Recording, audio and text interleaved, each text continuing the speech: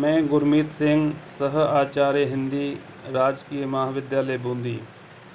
विद्यार्थियों, आज हम चर्चा करेंगे बीए द्वितीय वर्ष हिंदी साहित्य प्रथम प्रश्न पत्र के अंतर्गत रीतिकाल के नामकरण और रीतिकालीन काव्य के भेद अर्थात वर्गीकरण से संबंधित दो बिंदु हैं। पहला बिंदु है रीतिकाल का नामकरण और दूसरा बिंदु है रीतिकालीन काव्य के भेद अर्थात वर्गीकरण। पहले हम रीतिकाल के नामकरण पर चर्चा करते हैं। हिंदी साहित्य के इतिहास को यदि कालखंड के अनुसार देखा जाए तो मोटे रूप से हिंदी साहित्य के इतिहास को 4 कालखंडों में विभक्त किया गया है। नंबर 1 आदिकाल, जिसका समय है संवत 1050 से 1375। नंबर 2 भक्ति काल, जिसका समय है संवत 1375 से 1700 तक। नंबर 3 रीतिकाल, जिसका समय है संवत 1700 से 1900 तक। नंबर 4 आधुनिक काल, जिसका समय है संवत 1900 से अब तक।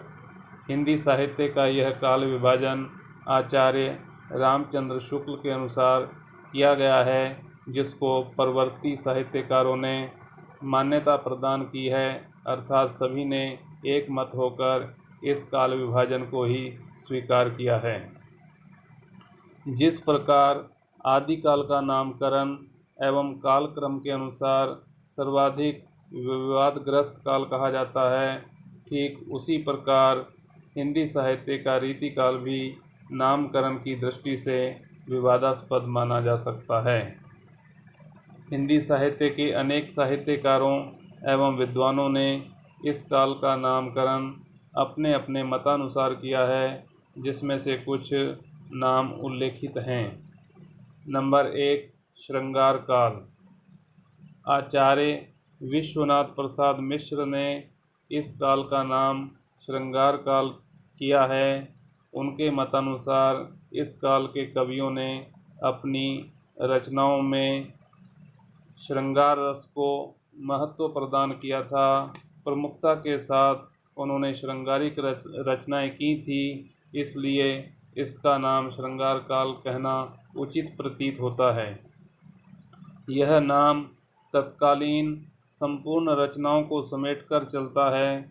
इस नाम की व्यापकता सार्थकता को आचार्य शुक्ल ने भी स्वीकार करते हुए लिखा है कि वास्तव में श्रृंगार और वीर 2 रसों की कविता इस काल में हुई, प्रधानता श्रृंगार रस की रही। इससे इस काल को रस के विचार से कोई श्रृंगार काल कहे तो कह सकता है। श्रृंगार की प्रवृत्ति उस समय समाज और वातावरण की प्रवृत्ति थी। काव्य भी इससे अछूता नहीं रहा। नंबर दूसरे पर आता है अलंकार काल। मिश्र बंधुओं ने अपने ग्रंथ मिश्र बंधु विनोद में हिंदी साहित्य के इतिहास के रीतिकाल को अलंकार काल अर्थात अलंकृत काल के नाम से संबोधित किया है।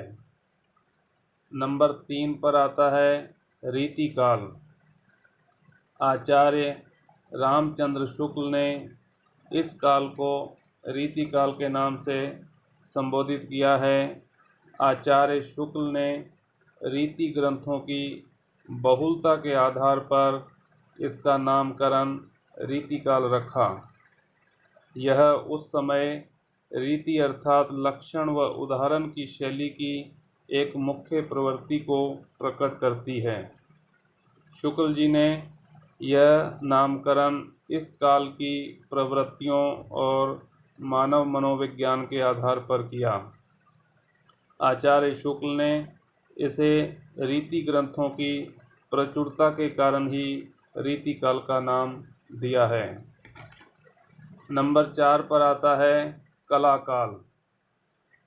डॉक्टर रमाशंकर शुक्ल रसाल ने इस काल को कला काल के नाम से संबोधित किया है, अर्थात उन्होंने इस काल का नामकरण कला काल किया है। उनके मतानुसार इस काल में कवियों के काव्य में भाव पक्ष गौण था और कला पक्ष प्रधान था। इसलिए कला पक्ष की प्रधानता के कारण उन्होंने इस काल का नामकरण कला काल किया है। निष्कर्ष रूप में कहा जा सकता है कि ऐसी स्थिति में यदि रीतिकाल को रीतिकाल ही कहा जाए तो किसी को विशेष आपत्ति नहीं होनी चाहिए। इस काल में प्रधानता श्रृंगार रस की है, परंतु श्रृंगार की अभिव्यक्ति के लिए अधिकांश कवियों ने रीति को अर्थात रस, नायिका भेद, नक्षिक वर्णन, अलंकार, छंद आदि काव्यांगों को आधार बनाया। इसलिए इस काल का नाम रीतिकाल उपयुक्त जान पड़ता है। इस नाम में रीति मुक्त काव्य भी आसानी के साथ समाविष्ट हो सकता है। इस तरह अधिकांश विद्वानों की सम्मति में इस काल का नाम रीतिकाल ही उपयुक्त प्रतीत होता है। विद्यार्थियों, दूसरा बिंदु आता है रीतिकालीन काव्य के भेद अर्थात उसका वर्गीकरण। रीतिकालीन काव्य को मुख्य रूप से 3 भागों में विभक्त किया गया है। पहला रीतिबद्ध काव्य धारा, दूसरा रीति मुक्त काव्य धारा और तीसरा रीति सिद्ध काव्य धारा। पहला रीतिबद्ध काव्य धारा, जैसा कि नाम से ही विदित है कि रीति से बंधा हुआ काव्य रीतिबद्ध काव्य धारा। इस काव्य धारा के अंतर्गत वे कवि आते हैं जिन्होंने रीति निरूपक काव्य लिखे अर्थात जिन्होंने रस, अलंकार, छंद, नायिका भेद, नक्षिक वर्णन, गुण आदि काव्यांगों का शास्त्रीय निरूपण अपने काव्य में किया है।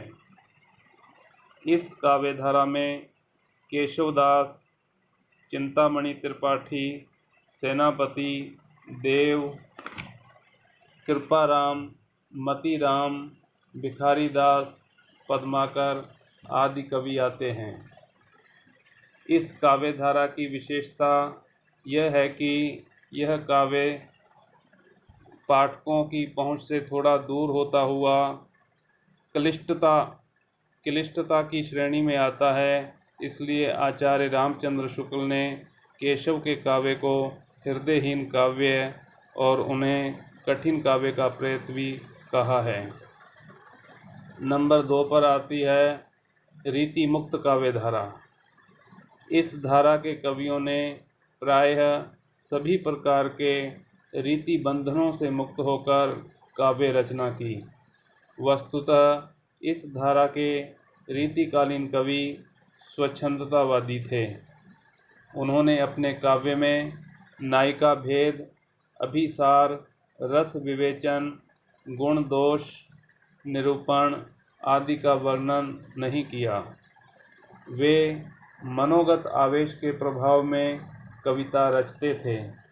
इस कारण उनके मुक्तक काव्य भाव प्रधान, आत्म प्रधान तथा व्यक्तिपरक हैं। इस काव्य धारा के मुख्य कवियों में घनानंद, आलम, ठाकुर, बोधा आदि के नाम लिए जा सकते हैं। नंबर 3 पर आता है रीति सिद्ध काव्य धारा।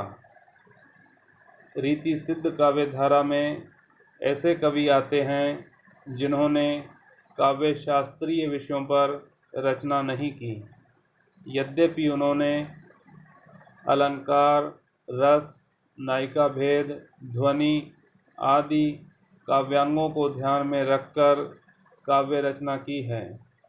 इस कारण इस वर्ग के कवि आचार्य न होकर केवल कवि रहे हैं। इस काव्यधारा के कवियों में बिहारी, बेनी, नेवाज, रसनिधि, सेनापति आदि कवि हैं। रीति सिद्ध काव्यधारा में विशेष रूप से बिहारी का स्थान उल्लेखनीय है। बिहारी ने अपना अपने 700 दोहों के आधार पर हिंदी साहित्य में अपना विशेष उल्लेखनीय स्थान बनाया है। उनके बारे में कहा जा सकता है कि उन्होंने अपने काव्य में गागर में सागर भरा है।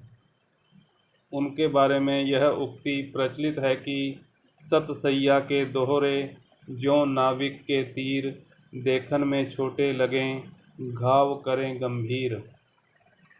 अतः सारांश रूप में यह कहा जा सकता है कि हिंदी साहित्य का रीतिकाल अपनी काव्य परंपरा, कला सौष्ठव, भाव प्रवणता आदि दृष्टियों से अपने पाठकों के लिए काफ़ी उपयोगी सिद्ध हुआ है।